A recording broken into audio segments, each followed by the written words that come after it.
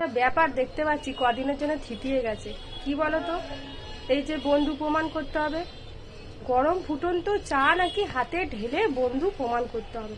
আমি তো কিছুদিন তোমাদের দাদাভাইয়ের সামনে ফেসবুক, ইনস্টাগ্রাম, ইউটিউব কিছুই খুলছি না, কোনো জায়গায় ভিডিও ছাড়ছি না, ভয়তে। কোথায় আবার বলবে হয়তো তুমি আমার বউ প্রমাণ করো, গরম ফুটনো চা ঢেলে দাও।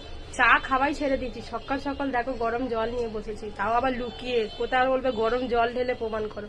ও বাবা, মানে এই ভিডিওটা করেছে সবার হাত দেখছি টেপকো টেপকো হয়ে ফুলে রয়েছে একদম। আমার তো ভয়ে বুক ফুক শুকিয়ে গেছে। একই আমার একটুখানি খুন্তির ছাগা লাগলে পরে উড়ি বাড়ে বাড়ে মারে সব করতে থাকি। আর ওই যে গরম ফুটনো চা নাকি আবার হাতে ঢেলে দেখাও। ওরে বাবা, অত আমার বন্ধুর দরকার নেই প্রমাণ করে, আমি গরম জল মঞ্চ খেয়ে নেবো। আমার কদিন ভরে আমার হাতে ওরম যদি হয়ে যেত, আমি কি করে রান্না করে খেতাম বলো? তোমরাই বলো।